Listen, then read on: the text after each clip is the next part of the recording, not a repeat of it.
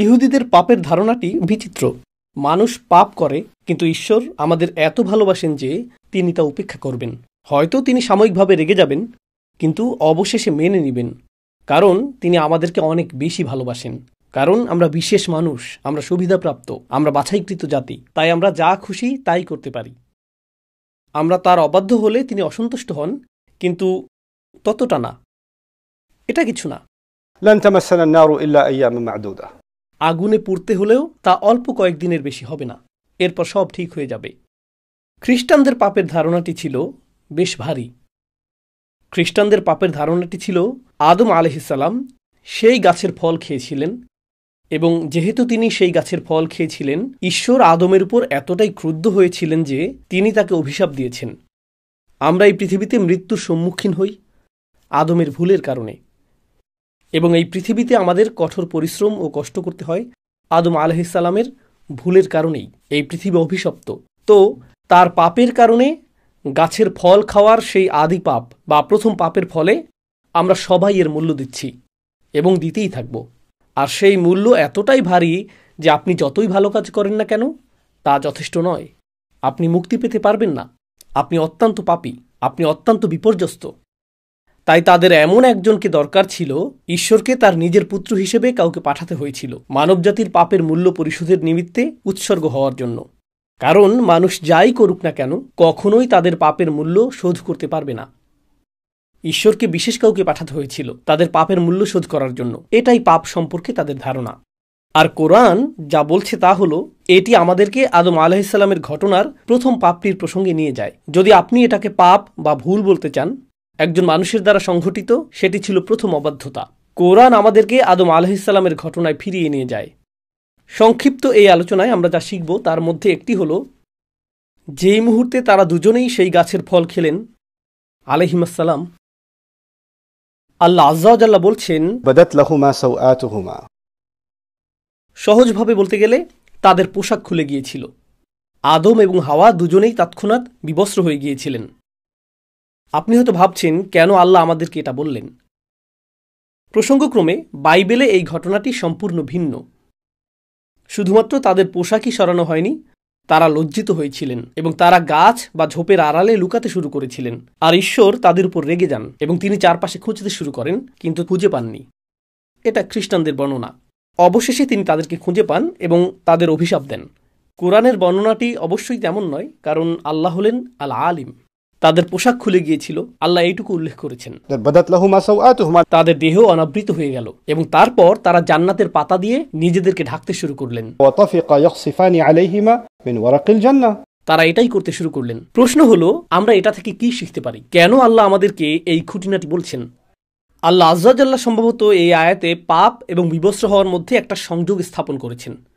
সেই সংযোগটি কি? সংযোগটি হলো, যখন আমি পাপ করি, যখন আপনি পাপ করেন, মানুষ তা দেখে না, কেউ তা দেখে না। আপনি এমন কাজ করতে পারেন যা সম্পর্কে কেউ জানে না।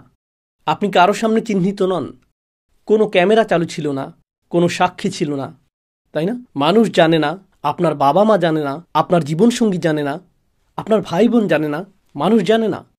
প্রথম যে শিক্ষা আল্লাহ আমাদেরকে দিচ্ছেন, কে জানলো বা না জানলো তাতে কিছু যায় আসে না। প্রত্যেকবার পাপ করার সময় আপনি যেন আল্লাহর সামনে বিবস্ত্র, আপনি আল্লাহর সামনে উন্মোচিত এবং আপনি নিজের সামনে উন্মোচিত। পাপের দুজন সাক্ষী থাকে। প্রথম সাক্ষী হলেন স্বয়ং আল্লাহ এবং দ্বিতীয় সাক্ষী আপনি নিজে। সেখানে অন্য কেউ ছিল কিনা তা বড় বিষয় নয়। যদি অন্য কেউ সেখানে থাকতো আপনি লজ্জিত হতেন। আল্লাহ যা বলছেন, আসলে আপনার ভিতরে এমন কিছু আছে, আমার ভিতরে এমন কিছু আছে যা এমনিতেই আমাদেরকে লজ্জিত করে। আমাদের ভিতরে একটি বিবেক আছে। এটা এমন, আল্লাহ আদম আলাইহিসসালামের কাছে প্রকাশ করেননি যে তোমার পোশাক পরা উচিত। তখনও এই ধরনের কোনো শিক্ষা ছিল না। যদিও এমন কোনো শিক্ষা ছিল না, তবুও যেই মুহূর্তে পোশাক খুলে গেল তারা সাথে সাথে নিজেদের ঢাকার চেষ্টা করলেন, কারণ তারা লজ্জা অনুভব করছিলেন। তারা বিব্রত ও লজ্জিত বোধ করছিলেন। আল্লাহ তাদেরকে অপমানিত বোধ করতে বলেননি। আল্লাহ সেটা মানুষের ফিতরাতের মধ্যে, মানুষের স্বভাবের মধ্যে দিয়ে দিয়েছেন। আমার ভিতরে এমন কিছু আছে এবং আপনার ভিতরে এমন কিছু আছে যা বলে যে এটা একটা লজ্জাজনক বিষয়। এজন্য না যে মানুষ জেনে ফেলবে, বরং এটা আমার নিজের আত্মার জন্যই লজ্জাজনক। আমি এমন হতে চাই না, আমি নিজেকে অপমানিত করতে চাই না।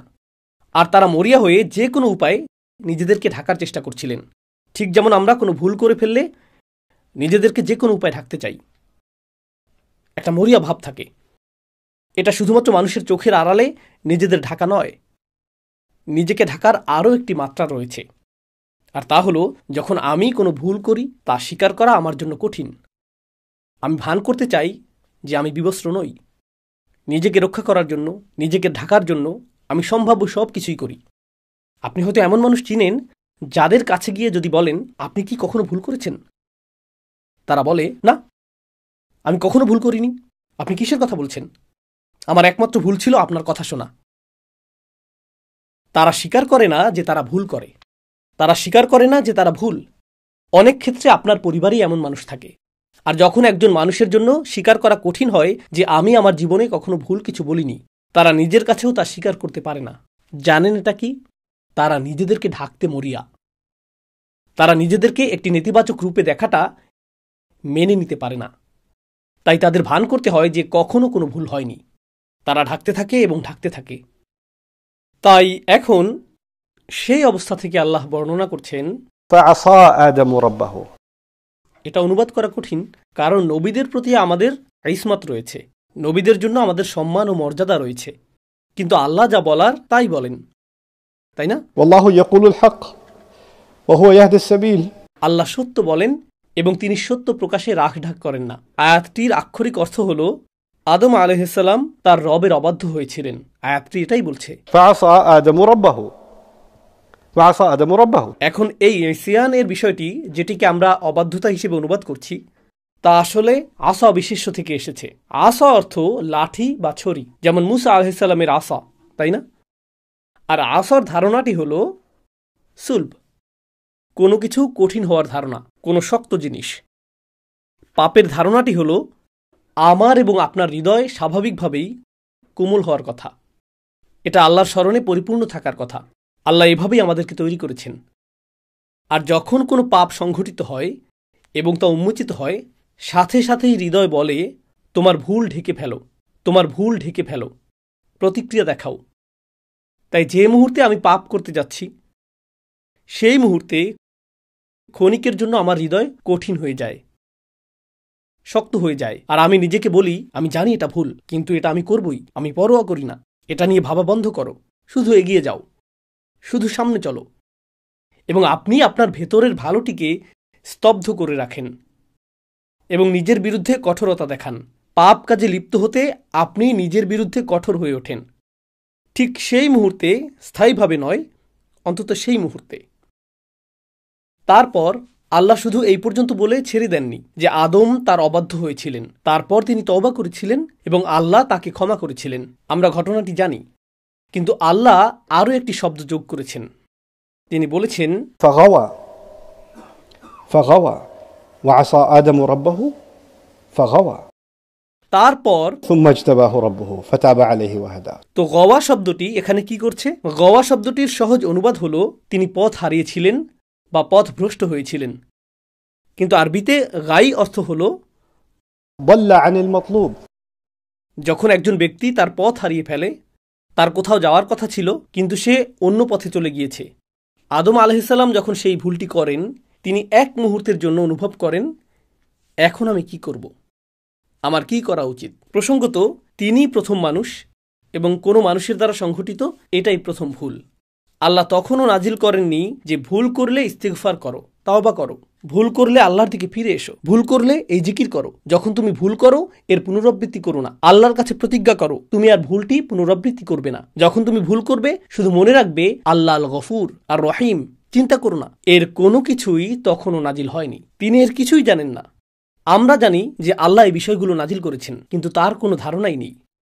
তিনি শুধু এটুকুই জানেন যে তিনি জান্নাতে প্রবেশের আগে ইবলিসকে দেখেছিলেন। তিনি পুরো ঘটনাটি দেখেছিলেন। তিনি দেখেছিলেন আল্লাহ হুমকি দিচ্ছেন, আদমের সন্তানদের মধ্যে যারা ইবলিসের অনুসরণ করবে, আমি তাদের দিয়ে জাহান্নাম পূর্ণ করব। তিনি শুধু এটুকুই জানেন, তিনি আর কিছু জানেন না। তারপর তিনি শুধু এটুকুই জানেন যে আল্লাহ তাকে জান্নাতে রাখার সময় বলেছেন, এই গাছের কাছেও যেও না, শয়তানের অনুসরণ করো না। আর যদি তুমি তা করো, তাহলে তুমি ব্যর্থ এবং পথভ্রষ্ট হবে। তিনি শুধু এটুকুই জানেন। তাই যেই মুহূর্তে তিনি পাপ করেছিলেন, তিনি জানতেন না আল্লাহ তাকে কিভাবে দেখবেন। আমি কি একজন ব্যর্থ মানুষ? আমার অবস্থান কি এখন ইবলিসের মতোই? আমি কি প্রত্যাখ্যাত? আমি কি পুরোপুরি ব্যর্থ হয়েছি? আমি কি জীবনে ব্যর্থ? এখান থেকে ফেরার কি কোনো পথ নেই? আল্লাহ কি আমার সাথে আর কখনো কথা বলবেন? গোটা জান্নাত আমার কাছে ছিল, শুধু একটি গাছ থেকে দূরে থাকার কথা ছিল, আর আমি সেই একটি গাছ থেকেই দূরে থাকতে পারলাম না। এটা তো কঠিন নির্দেশনাও ছিল না। আমি কিভাবেই ফাঁদে পড়লাম? আমি নিজের সাথে এটা কিভাবে করতে পারলাম? তিনি নিজের উপর রাগান্বিত। তিনি জানেন না নিজের সাথে কি করবেন। যেখানে থাকার কথা ছিল তিনি সেখান থেকে হারিয়ে গেছেন। আমার কোথায় যাওয়ার কথা? পোশাকটি কি কখনো ফিরে আসবে? আমি কি এই পাতা পরেই থাকব? আল্লাহ আমাকে কি বলবেন? এখানে উদ্বেগ রয়েছে, ভয় রয়েছে, রয়েছে আত্মবিচার, রয়েছে লজ্জা, রয়েছে অপরাধবোধ, রয়েছে অনুশোচনা। আল্লাহ আমাদের শেখাচ্ছেন, কারণ সেই পাপটি আপনাদের প্রত্যেকের জন্য, আমার নিজের জন্য এবং আমার পরিবারের প্রত্যেক সদস্যের জন্য। প্রত্যেকবার পাপ করার সময় একটি শিক্ষা হওয়া উচিত। এখন আমি কি করব? আমার কি করার কথা? আল্লাহ এখন আমাকে কিভাবে দেখবেন? আমি তো ভালো ছিলাম। আল্লাহ আমাকে সম্মান দিয়েছেন, আল্লাহ আমাকে ইসলাম দিয়েছেন, আল্লাহ আমাকে হজ করার সামর্থ্য দিয়েছেন, আল্লাহ আমাকে উমরা করার সামর্থ্য দিয়েছেন। আমি কিভাবে এই ভুল করলাম? আদম আলাইহিসসালামের কথা ভাবুন। আল্লাহ আমাকে এত সম্মান দিয়েছেন, সমস্ত ফেরেশতারা সিজদা করেছিল। আল্লাহ আমাকে জান্নাতে একটি স্থান দিয়েছেন, আল্লাহ আমাকে আমার জীবনসঙ্গী দিয়েছেন, আল্লাহ আমাকে এই সমস্ত রিজিক দিয়েছেন। আমি কিভাবে আল্লাহর অবাধ্য হলাম? আমি কিভাবে তা করতে পারলাম? এটাই গাই। গাই শব্দটির আরেকটি অর্থ হলো فصد عن العيش عليه العيش। আল ফাসাদ আলাইহিল আইশ এর অর্থ কোনো ব্যক্তি আর স্বস্তিপূর্ণ জীবনযাপন করছে না। তার পাপ শুধু পাপেই সীমাবদ্ধ নয়, সে আর নিজের সাথেই থাকতে পারছে না। সে গভীর অস্বস্তির মধ্যে রয়েছে, সে স্বস্তি খুঁজে পাচ্ছে না। প্রকৃতপক্ষে গাই শব্দটি এক্ষেত্রেও ব্যবহৃত হয় যখন শিশুকে দুধ দেওয়া হয় এবং কখনো কখনো তার পেট গ্যাসে পূর্ণ ও শক্ত হয়ে যায় এবং সে ব্যথায় কাঁদতে শুরু করে, কারণ সে ঠিকমতো দুধ হজম করতে পারছে না। আর যখন আপনার পেটের সমস্যার কারণে গ্যাস বা ডায়রিয়া বা বমি হয়, অর্থাৎ গ্যাস্ট্রোনমিক্যাল সমস্যা হয়, সেটাকেও আসলে মিগওয়াত বলা হয়। আরবিতে এটাকেও গাই বলা হয়। আল্লাহ যেন বলছেন যে যখন সে এই ভুলটি করে তার ভেতরে কোনো একটি অস্বস্তি তৈরি হয় আর তার ভেতরে কোনো একটা অশান্তি সৃষ্টি হয়। সে নিজের সাথেই সহজ হতে পারে না। فإن له معيشة ضنكا। একই সূরা এসেছে যে আল্লাহ ও তার রাসূলের অবাধ্য হবে, সে একটি অস্বস্তিকর, সংকুচিত, সীমাবদ্ধ জীবনযাপন করবে। পাপ দেখতে ভালো, এটা আকর্ষণীয়, কিন্তু একবার আপনি তা করে ফেললে একটি অসুস্থতা বোধ চলে আসে। ঠিক যেমন মানুষ মাতাল হলে পরের দিন অসুস্থতা দেখা দেয়, একই সাথে পরিণতিও আসে। এটাই ফিতরা যা আল্লাহ সৃষ্টি করেছেন। যে কোনো বিষাক্ত জিনিস, আপনি হয়তো কোনো এক মুহূর্তে কোনো মাদক বা অ্যালকোহল বা অন্য কিছু থেকে এক ধরনের উন্মাদনা পেতে পারেন, অথবা জুয়া বা অন্য কিছু থেকে আপনি উত্তেজনা পেতে পারেন, কিন্তু এর প্রভাব কেটে যাওয়ার পর দেখতে পান যে আপনি এখন ঋণী। মানুষ আপনাকে খুঁজে বেড়াচ্ছে আর আপনি আপনার পরিবারকেও ধ্বংস করে দিয়েছেন। এমন একজনের সাথে আমার সাক্ষাৎ হয়েছিল যার মদ্যপানের অভ্যাস ছিল। সে বলল, আমি মদ্যপান ছেড়ে দিয়েছি। কেন? কারণ একদিন সকালে আমি ঘুম থেকে উঠে দেখি আমার হাতে রক্তমাখা, আর আমি জানতামও না এটা কার রক্ত। রাস্তা দিয়ে হাঁটার সময় যে লোকটি আসছে, এটা কি সেই লোক যাকে আমি মেরেছিলাম? এখন কি সে আমাকে মেরে ফেলবে? তাই আমি সারাদিন ভয়ে ভয়ে ঘুরে বেড়াতাম, কারণ আমি জানি না কাকে আমি মেরেছিলাম। সুবহানাল্লাহ। তারা এর মধ্যেই বাস করে। আপনি একটি পাপ করেন এবং এর সাথে আসে এক অস্বস্তিকর জীবন, এর সাথে আসে এই অস্থিরতা। আদম আলাইহিস সালাম এই অস্থিরতার মধ্যেই ছিলেন। এটা বোঝা জরুরি, কারণ যখন আপনি সেই অস্থিরতার মধ্যে থাকেন এবং আপনি পথ হারিয়ে ফেলেন, তখন আপনার মনে হয় আপনার আশা শেষ, নিজেকে মুক্ত করার জন্য আপনার কিছুই করার নেই, যা আসলে একটি খ্রিস্টান ধারণা। আদম সেই ফল খেয়েছিলেন, তা আমি আপনাদের আগেই বলেছিলাম। তার মুক্তি এখন অসম্ভব। এর সংশোধনের জন্য তার কিছুই করার নেই। আপনি যতই ভালো কাজ করুন না কেন, আপনি সব কিছু নষ্ট করে ফেলেছেন। আপনি যতই প্রার্থনা করুন, যতই দান করুন, যতই তওবা করুন, আমি জানি আপনি আসলে কি। আমি জানি আপনার ভিতরের শয়তানি। আপনি যথেষ্ট ভালো নন, আপনার সকল কাজ মূল্যহীন। আর জানেন, ইবলিস এই ধারণাটি মুসলিমদের কাছে বিক্রি করতে খুব পারদর্শী। ঠিক গতকাল একজনের সাথে আমার সাক্ষাৎ হয়েছে, যে আমাকে বলেছে, আমি কুরআন তেলাওয়াত করি, আমি ইবাদত করি, আমার মনে হয় আমি আল্লাহর সাথে সংযুক্ত নই, এর কোনো কিছুই কোনো কাজে আসছে না। আপনার কি মনে হয় এই ধারণাটি কোথা থেকে এসেছে? সে এমনকি বলেছে, আমি অন্য মানুষকে দেখি, তারা কুরআন তেলাওয়াত করে, তারা ইবাদত করে, তারা আমার চেয়ে অনেক বেশি ভালো কাজ করে। আপনার এই ধারণা কোথা থেকে আসে? আপনি ভাবেন তারা ভালো কাজ করছে, আর আপনার আমল কোনো কাজেই আসছে না। তুলনার এই ধারণা কে চায় আপনি তুলনা করেন? ইবলিস চায় আপনি তুলনা করেন, কারণ সে তুলনা করেছিল। ইবলিস চায় আপনি ভাবুন আপনি যাই করেন তা যথেষ্ট নয়, কারণ তার উদ্দেশ্য হলো আপনাকে বিশ্বাস করানো যে আপনি যথেষ্ট ভালো নন। আপনি এতটাই ভালো যে সমস্ত ফেরেশতারা সিজদা করেছিল। কিন্তু ইবলিসের কাজ হলো আপনাকে বোঝানো আপনার কোনো কাজই আপনাকে মুক্তি দিতে পারে না। আপনি একটি ভুল করছেন আর আপনি শেষ। কেন? কারণ ইবলিস একটি ভুল করেছিল এবং সে বিশ্বাস করেছিল সে শেষ। সুতরাং সে চায় আপনি তাই বিশ্বাস করুন যা সে বিশ্বাস করে। আসলে এটাই গাই। যেমনটি আল্লাহ বলেছেন, আদম ভুল করার পর এই গাই অনুভব করেছিলেন। হারিয়ে যাওয়ার এই অনুভূতি, এই অস্বস্তি, এই যে আমি আমার পথ হারিয়ে ফেলেছি, আমি যেখানে ছিলাম সেখানে নেই, ঠিক এই অনুভূতিটাই ইবলিস অনুভব করেছিল। সে আল্লাহকে বলেছিল فبما أغويتني একই শব্দমূল থেকে, আপনি আমাকে গাই অনুভব করিয়েছেন এবং সেই কারণেই আমি তাদেরকে পথভ্রষ্ট করব। সে অনুভব করেছিল যে সে গাইয়ের অভিজ্ঞতা লাভ করেছে, তাই সে চায় আদম সন্তানেরা এবং স্বয়ং আদমও গাইয়ের অভিজ্ঞতা লাভ করুক। فغوى এবং এই দুর্বল মুহূর্তে খ্রিস্টানরা বলে আপনার মুক্তি অসম্ভব। আমি আরেকটি প্রোগ্রামে দর্শকদের বলেছিলাম যে আপনি যদি বিশ্বজুড়ে পুরনো গির্জাগুলিতে যান, আপনি লক্ষ্য করবেন বিশেষ করে ক্যাথলিক গির্জাগুলোতে তাদের জানালাগুলো খুবই অন্ধকার। তাদের জানালায় কালো দাগ থাকে। দেখবেন ভবনটি খুবই অন্ধকারাচ্ছন্ন, খুব উঁচু ছাদ, আর ভেতরে প্রবেশ করলে আপনি এক প্রকার ভয় পেয়ে যাবেন। বড় গির্জা আছে এমন শহরগুলিতে, যদি কখনো ঘুরে থাকেন, যদি আপনি কোনো মসজিদের কাছে যান, আপনি স্বস্তি অনুভব করবেন। কোনো গির্জার পাশ দিয়ে হেঁটে গেলে হাঁটার গতি বাড়িয়ে দেন, তাই না? আপনি যদি একটি বড় গির্জায় প্রবেশ করেন, দেখবেন সেখানে অনেক অন্ধকার। সামনের দিকেই যিশু অথবা মেরির কোনো চিত্র বা দেয়ালে খোদাই করা মূর্তি থাকে এবং সেটি সবসময় সাদা বা স্বচ্ছ কাচ দিয়ে করা হয়, কালো কাচ নয়। কেন? কারণ তারা চায় সেখান থেকে সূর্যের আলো ভেতরে আসুক, যাতে আপনি অনুভব করেন যে আপনার জীবন অন্ধকারে ঘেরা এবং আলো একমাত্র যিশুর কাছেই রয়েছে। ইসলামে এই ধারণাটি এরকম, মূলত আপনার ভেতরে একটি আলো রয়েছে, আপনার ভেতরে একটি ফিতরা রয়েছে এবং সেই প্রত্যাদেশ আল্লাহ আমাদের যে বার্তা দিয়েছেন সেটিও আলো। আপনার ভেতরের আলো আল্লাহর বাণীর আলোর সাথে মিলিত হয়। আল্লাহ এটিকে বর্ণনা করেছেন নূরুন আলা নূর হিসেবে। তিনি এটিকে এভাবেই বর্ণনা করেছেন। তাদের ধারণা হলো আপনি অন্ধকারে রয়েছেন এবং আলো খুঁজে পাওয়ার একমাত্র মাধ্যম এমন কেউ যাকে রক্তাক্ত করে উৎসর্গ করা হয়েছিল। সুবহানাল্লাহ। আল্লাহ আমাদের চমৎকার একটি ধর্ম দিয়েছেন যেখানে আমরা ভুল করলেও এর অর্থ এই নয় যে আমাদের আলো অদৃশ্য হয়ে গেছে। এর অর্থ এই নয় যে আমরা এখন শেষ হয়ে গেছি, আমরা ভেঙে পড়েছি। প্রকৃতপক্ষে সূরা নূরে যখন কেউ অনেক পাপ করে, আল্লাহ তার পাপকে এমন কারোর সাথে তুলনা করেছেন যে সমুদ্রের মধ্যে ডুবে যাচ্ছে, অন্ধকার রাতে, ঝড়ের কবলে, আকাশে মেঘ আর পানিতে আলো প্রবাহের সমস্যা হলো। আপনি যত গভীরে যাবেন তত অন্ধকার হতে থাকবে, তত অন্ধকার হতে থাকবে, তত অন্ধকার হতে থাকবে। এবং আপনি যখন সমুদ্রের গভীরে পৌঁছে যাবেন, সেখানে রয়েছে সুনামির ঢেউয়ের উপর ঢেউ, তাই না? মৌজ মিন ফাওকিহি সাহাব। আল্লাহ এভাবেই বর্ণনা করেছেন, সে তলদেশে রয়েছে। এখন এই ব্যক্তিটি সমুদ্রের তলদেশে, সেখানে কোনো আলো নেই। আর তারপর আল্লাহ বলছেন, ইযা আখরাজা ইয়াদাহু লাম ইয়াকাদ ইয়ারাহা। তিনি বলেননি যে ইযা আখরাজা ইয়াদাহু লাম ইয়ারাহা। তিনি বলেছেন যখন সে সমুদ্রের তলদেশে হাত বের করে, আপনি ভাবতে পারেন যে আল্লাহ বলবেন হাত বের করলে, এমনকি সে তার হাতও দেখতে পায় না। আল্লাহ বলছেন যখন সে হাত বের করে সে প্রায় তার হাত দেখতে পায় না, এমনকি তখনও সে তার হাত কিছুটা দেখতে পায়।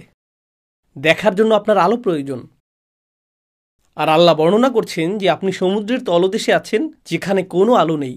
তাহলে আলোটা আসছে কোথা থেকে? আপনি কিভাবে আপনার হাত কিছুটা দেখতে সক্ষম হচ্ছেন? আপনার ভেতরে একটি আলো রয়েছে, আপনার ভেতরে একটি আলো রয়েছে এবং সেই আলোই আপনার এবং আমার তওবা করার জন্য যথেষ্ট। এখন আমি আপনাদের থেকে বিদায় নেওয়ার আগে আল্লাহর এই বাণীগুলোকে লক্ষ্য করুন। আল্লাহ বলেছেন আদম পিছলে গিয়েছিলেন, তিনি পতিত হয়েছিলেন, তিনি পথ হারিয়েছিলেন আলাইহিস সালাম। তিনি জানেন না তিনি কি করবেন। তিনি এমনকি জানেন না কিভাবে আল্লাহর কাছে ক্ষমা চাইতে হয়। তিনি এমনকি জানেন না যে কি করলে আল্লাহ সন্তুষ্ট হবেন। আর আল্লাহ বলছেন ফাজতাবাহু রাব্বুহু ফাতাবা আলাইহি ওয়া হাদা সুম্মা হাদা। তিনি বললেন সুম্মা ইজতাবাহু রাব্বুহু, অতঃপর তার রব তাকে মনোনীত করলেন, তাকে বেছে নিলেন। বেছে নিলেন কেন? আল্লাহ এমন কাউকে বেছে নেবেন যে ব্যর্থ হয়েছে? আপনি তো সফল মানুষদের বেছে নেন। আপনি এমন কাউকে বেছে নেন যে কিছু অর্জন করেছে, তখনই আপনাকে বেছে নেওয়া হয়। আপনি সেরা মানুষ বেছে নেন। আপনি এমন মানুষ বেছে নেন যারা ভুল করে না, আল্লাহ বলেছেন তিনি আদম আলাইহিসসালামকে ঠিক সেই মুহূর্তে বেছে নেন যখন তিনি ভুলটি করেছিলেন। ভুল করলে আমাদের রব আমাদেরকে ত্যাগ করেন না, প্রকৃতপক্ষে সেই মুহূর্তেই তিনি আমাদেরকে বেছে নেন। তাহলে এর অর্থ কি? তিনি আমাদেরকে এমন বাণী শিখানোর মাধ্যমে বেছে নেন যা আমরা তার কাছে প্রত্যাবর্তনের জন্য বলতে পারি। এটা আল্লাহর পক্ষ থেকে একটা সম্মান। অধিকাংশ মানুষ জানে না কিভাবে সৃষ্টিকর্তার কাছে ফিরে আসতে হয়, তারা জানে না। এবং আদম আলাইহিসসালামকে সেই শব্দগুলো দেয়া হয়েছিল, ربنا ظلمنا أنفسنا وإن لم تغفر لنا وترحمنا لنكونن من الخاسرين। তাকে এই অসাধারণ শব্দগুলো প্রদানের জন্য বেছে নেওয়া হয়েছিল। আমরা নিজেদের উপর জুলুম করেছি, আর আপনি যদি আমাদের ক্ষমা না করেন এবং আপনার করুণা না দেখান তবে আমরা অবশ্যই ক্ষতিগ্রস্তদের অন্তর্ভুক্ত হব। কি চমৎকার কথা! আদম আলাইহিসসালামকে জান্নাত থেকে বের করে পৃথিবীতে নামিয়ে দেয়া হয়েছিল। আদম আলাইহিসসালাম আল্লাহর অবাধ্য হয়েছিলেন, তার পোশাক খুলে নেওয়া হয়েছিল। আদম আলাইহিসসালামের সাথে অনেক লজ্জাজনক ঘটনা ঘটেছে এবং সেই সমস্ত লজ্জার শেষে তিনি এই শব্দগুলোর মাধ্যমে আল্লাহর দিকে ফিরেন এবং বলেন, হে আল্লাহ, আপনি যদি ক্ষমা না করেন এবং রহমা প্রদর্শন না করেন আমি ক্ষতিগ্রস্তদের অন্তর্ভুক্ত হব। এর অর্থ কি? আমি এখনো ক্ষতিগ্রস্তদের অন্তর্ভুক্ত নই। যা কিছু ঘটেছে এখনো আমি খসির নই, এখনো ক্ষতিগ্রস্ত নই। আমি ক্ষতিগ্রস্ত হব যদি আপনি আমাকে ক্ষমা না করেন। তিনি বিশ্বাস করেন না যে আল্লাহ তাকে ক্ষমা করবেন না বা তিনি ক্ষমার অযোগ্য, তিনি তা বিশ্বাস করেন না। আল্লাহ তাকে এই শব্দগুলো দিয়েছেন এটা জানানোর জন্য যে তোমাকে ক্ষমা চাইতে হবে। খ্রিস্টান ধারণাটি হলো তুমি ক্ষমার অযোগ্য। ইহুদি ধারণাটি ছিল তোমার ক্ষমা চাওয়ারই প্রয়োজন নেই, ঈশ্বর তোমাকে অনেক বেশি ভালোবাসেন, তিনি নিজে থেকেই ক্ষমা করে দিবেন। আদমকে বলা হচ্ছে তোমার ক্ষমা নিশ্চিত নয়, বরং তোমার শাস্তিও নিশ্চিত নয়। তোমাকে দেখাতে হবে যে তুমি সত্যি অনুতপ্ত। সুতরাং তুমি যা করেছ তার জন্য তোমাকে দায়িত্ব নিতে হবে। রব্বানা যালামনা আনফুসানা, আমি দায়িত্ব নিচ্ছি। হে আল্লাহ, আমরা নিজেদের প্রতি জুলুম করেছি, এখন আমরা আপনার ক্ষমা চাই। আর যদি আমরা আপনার ক্ষমা না পাই তবে আমরা ক্ষতিগ্রস্তদের অন্তর্ভুক্ত হব। وإن لم تغفر لنا وترحمنا لنكونن من الخاسرين। সুতরাং আল্লাহ বলেন ফাতাবা আলাইহি, যখন আপনি আন্তরিকভাবে আল্লাহর দিকে ফিরেন তখন ভুলটা কি ছিল তা কোনো বিষয় নয়। কিন্তু ভুলের আগে এবং ভুলের পরে দুটি ভিন্ন জীবন। ভুলের আগে তিনি ছিলেন জান্নাতে, ভুলের পরে তিনি পৃথিবীতে, তাই না? ভুলের আগে আপনি যা খুশি খেতে পারতেন, যেখানে খুশি যেতে পারতেন, إنك لا تظمأ فيها ولا تضحى। কোনো তৃষ্ণা নেই, ক্ষুধা নেই। এটা ছিল ভুলের আগের জীবন। ভুলের পরে ছিল পরিশ্রম, পরিবর্তিত আবহাওয়া, বিপদ আপদ। জীবন এখন ভিন্ন। আপনি হয়তো বলতেন আল্লাহ আমাকে কত ভালোবাসতেন, জান্নাত ছিল আমার, আর এখন আমাকে এই পৃথিবীতে থাকতে হচ্ছে, জীবন এখানে কঠিন। ইস, আমি যদি কখনোই ভুল না করতাম। না না না না না না, আপনি অনুশোচনা নিয়ে পেছনে ফিরে তাকান না এবং বলেন না আমি পড়ে গিয়েছিলাম। এর অর্থ শুধুমাত্র এই যে একটি ভুলের পরে আল্লাহ আপনাকে একটি নতুন বাস্তবতা দেন এবং এখন আপনাকে সেই নতুন বাস্তবতার মুখোমুখি হতে হবে। আগামীকাল হবে আরেকটি বাস্তবতা, পরশু হবে আরেকটি বাস্তবতা। প্রতিটি নতুন বাস্তবতার সাথে আপনি হয়তো ভিন্ন ধরনের ভুল করার চ্যালেঞ্জের সম্মুখীন হবেন। আপনি এবং আমি যখন জীবনে যাত্রা অব্যাহত রাখব, নতুন ধরনের চ্যালেঞ্জ আসতে থাকবে, নতুন ধরনের ভুলের সুযোগ আসতে থাকবে এবং আমরা সেগুলো এড়ানোর জন্য সর্বোচ্চ চেষ্টা করব। কিন্তু কখনো কখনো আমরা পিছলে যাব এবং পড়ে যাব। আর যখন আমরা পিছলে যাই এবং পড়ে যাই, আমরা বলবো না যে ইস, গত রমজান আমি কত ভালো ছিলাম, আমি জানি না এখন আমার কি হয়েছে। আমি যখন হজ করেছিলাম তখন অনেক ভালো ছিলাম, আমি আল্লাহর অনেক কাছাকাছি ছিলাম, জানি না কিভাবে সব তালগোল পাকিয়ে ফেলেছি, আমি এখন একজন ব্যর্থ মানুষ। আপনি পেছনে ফিরে তাকাতে থাকবেন না এবং বলবেন না যে আগের অবস্থা ভালো ছিল, এখন কি হলো। কারণ যদি তেমনটা ঘটতো, আদম আলাইহিসসালাম পেছনে ফিরে তাকাতেন, ও মাই গড, জান্নাতের ফল কত চমৎকার ছিল, এখন আমাকে এই কলা খেতে হচ্ছে। তিনি জীবনকে সেভাবে দেখেননি। তিনি শুধু বুঝেছেন আল্লাহর কাছ থেকে তার শুধুমাত্র এখন ক্ষমাই প্রয়োজন এবং সেই ক্ষমা পাওয়ার সবচেয়ে সহজ উপায় হলো শুধু আন্তরিকভাবে আল্লাহর কাছে ক্ষমা চাওয়া এবং নিজের জীবন নিয়ে এগিয়ে যাওয়া। সামনে এগিয়ে চলা, পেছনে নয়, সামনে এগিয়ে যাওয়া। তিনি এমনকি আল্লাহকে কখনোই জিজ্ঞেস করেননি, হে আল্লাহ, আমি কি জান্নাতে ফিরে যেতে পারি? আমি দুঃখিত, আমি কি ফিরে যেতে পারি? তিনি তা করেননি, কারণ আল্লাহ মানুষকে পেছনে যাওয়ার জন্য তৈরি করেননি, আল্লাহ মানুষকে সামনে যাওয়ার জন্য তৈরি করেছেন। আমরা এগিয়ে যাই, আমরা পেছনে যাই না। সুতরাং ওয়া ইল্লাম তাগফির লানা ওয়া তারহামনা লানাকুনান্না মিনাল খাসিরিন। যখন তিনি তওবা করলেন, আল্লাহ বলেন ফাতাবা আলাইহি, আল্লাহ তার তওবা কবুল করলেন। আল্লাহ বলেননি আমাকে তোমার এত কোরবানি এবং এত রক্ত এবং এত কিছু দিতে হবে। না না না না, কোনো জটিলতা নেই। যখন আপনি আল্লাহর কাছে ফিরে আসেন এবং ক্ষমা চান, এটুকুই যথেষ্ট, এটা যথেষ্ট, তওবা সম্পন্ন। এবং শুধু তাই নয়, এরপর আল্লাহ বলছেন ওয়াহাদা, তারপর আল্লাহ তাকে পথ দেখিয়েছেন। ঠিক আছে, তুমি যে ভুল করেছো আমরা এখন তা পার করে এসেছি, বরং এখন থেকে আমি তোমাকে তোমার জীবনযাপনের জন্য নির্দেশনা দিচ্ছি। এখন থেকে আমি তোমাকে সাহায্য করছি, আমি তোমাকে আবার উঠে দাঁড়াতে সাহায্য করছি। এটি এমনই চমৎকার ধর্ম যে যখন কোনো ব্যক্তির পদস্খলন ঘটে আল্লাহ তাকে বেছে নেন, فاجتباه ثم اجتباه ربه তারপর তিনি তার তওবা কবুল করেন। তিনি বলেন কোনো সমস্যা নেই। তিনি শুধু তার তওবাই কবুল করেন না, তিনি তাকে নতুন উচ্চতায় নিয়ে যান। يرفع الله الذين آمنوا منكم والذين أوتوا العلم درجات আল্লাহ তোমাদের মর্যাদা বৃদ্ধি করবেন। তোমাদের মর্যাদা বৃদ্ধি করার অর্থ কি? তোমরা আগে নিম্নতর মর্যাদায় ছিলে, তারপর তোমরা আরো উঁচুতে উঠবে। আপনি যদি ইতিমধ্যে উঁচুতে থাকেন তখন তো আর উপরে ওঠার প্রয়োজন নেই। উঁচুতে যাওয়ার জন্য আপনাকে নিচু কোনো স্থানে থাকতে হবে। তাই যখন আমরা ভুল করি আমরা আল্লাহর আরও নিকটবর্তী হওয়ার সুযোগ পাই। আমরা হেদায়েতের পথেই নিজেকে প্রতিজ্ঞাবদ্ধ রাখার সুযোগ পাই। শুধু তওবার দোয়া করাই যথেষ্ট নয়, এটা যথেষ্ট নয়। এই বিষয়টি দিয়েই আমি উপসংহার টানছি। আয়াতটি বলছে আমাদেরকে আল্লাহর কাছে ক্ষমা চাইতে হবে এবং তারপর আমাদেরকে আল্লাহর হিদায়াত গ্রহণ করতে হবে। এর দুটি অংশ, ক্ষমা চাও এবং তারপর তার হিদায়াত গ্রহণ করো। আদম আলাইহিস সালামকে পৃথিবীতে পাঠানোর সময়ও তিনি এটাই বলেছিলেন, فإما يأتينكم مني هدى فمن تبع هداي فلا خوف عليهم ولا هم يحزنون। অবশ্যই হেদায়েতের প্রতি প্রতিজ্ঞাবদ্ধ থাকবে। এই আয়াতেও তিনি তার তওবা কবুল করেছেন এবং তারপর তাকে হেদায়েত দিয়েছেন। অনেক মুসলিমের ক্ষেত্রে যা ঘটে তারা কোনো হেদায়েত ছাড়াই তওবার প্রতি আসক্ত হয়ে পড়ে। আমি পাপ করেছি, তাই এই বছর আমাকে উমরা করতে হবে। আচ্ছা, এটাই আপনার তওবা? দারুণ। আমি ইতিকাফে বসবো, এটাই আমার তওবা। আর তারপর একই ভুল, তারপর তওবা, তারপর একই ভুল, তারপর তওবা। এখানে যা অনুপস্থিত তা হলো তওবার পরে হেদায়েতের প্রতি প্রতিজ্ঞাবদ্ধ হওয়া উচিত, তাই না? সেই অংশটি অনুপস্থিত। তাই আপনি তওবা এবং পাপের মধ্যে দুলতে থাকেন। আল্লাহ বলেছেন, وليست التوبة للذين يعملون السيئات। তওবা তাদের জন্য গ্রহণযোগ্য নয় যারা একই পাপ বারবার করতে থাকে। আপনি এটা নিয়ে তামাশা করছেন। আপনি পাপ করেই যাচ্ছেন, এরপর তওবা করছেন, এরপর করেই যাচ্ছেন, আর তওবা করছেন। নিজেকে বিকশিত করছেন না। আপনি ভুল থেকে শিক্ষা নিচ্ছেন না। আপনাকে ভুল থেকে শিখতে হবে, এটিকে আপনার শিক্ষা হিসেবে দেখতে হবে। এখন আপনার কাছে হেদায়েত রয়েছে, আপনি পরবর্তী পদক্ষেপ গ্রহণ করুন। আগামীকাল হয়তো ভিন্ন ধরনের ভুল হবে, কিন্তু আপনি যদি একই ধরনের ভুলের পুনরাবৃত্তি করতে থাকেন এর অর্থ আপনি এবং আমি শিখতে অস্বীকৃতি জানাচ্ছি। এর অর্থ এটাই। সেক্ষেত্রে আমরা আল্লাহর হেদায়েত গ্রহণ করছি না। সুতরাং আমি প্রার্থনা করি আল্লাহ যেন আমাদেরকে হতাশায় নিমজ্জিত না করেন যখন আমরা ভুল করি, যেমনটি খ্রিস্টানরা করে থাকে। আমরা যেন এমন মানুষ না হই যারা মনে করে আমরা যদি চরম বেদনার মধ্যে দিয়ে না যাই আল্লাহ আমাদের ক্ষমা করবেন না, কারণ এই ধর্মটি তেমনটা নয়।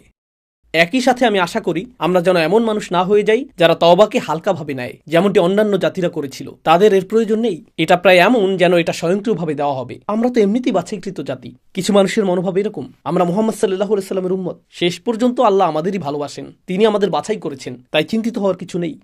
তো লান তামাসসানা নারু ইল্লা আইয়াম মাদুদাত, এই আয়াতের মুসলিম ভার্সনও রয়েছে। আমাদের সঠিক ধারণা থাকা প্রয়োজন পাপ সম্পর্কে, সঠিক ধারণা থাকা প্রয়োজন মুক্তি সম্পর্কে, সঠিক ধারণা থাকা প্রয়োজন পুনরায় উঠে দাঁড়ানো সম্পর্কে। আমি দোয়া করি আল্লাহ যেন আমাদের প্রত্যেককে পুনরায় উঠে দাঁড়াতে এবং তার আরও নিকটবর্তী হতে সাহায্য করেন এবং আমাদের সমস্ত ভুল ক্ষমা করে দেন। بارك الله لي ولكم في القرآن الحكيم ونفعني وإياكم بالآيات والذكر الحكيم.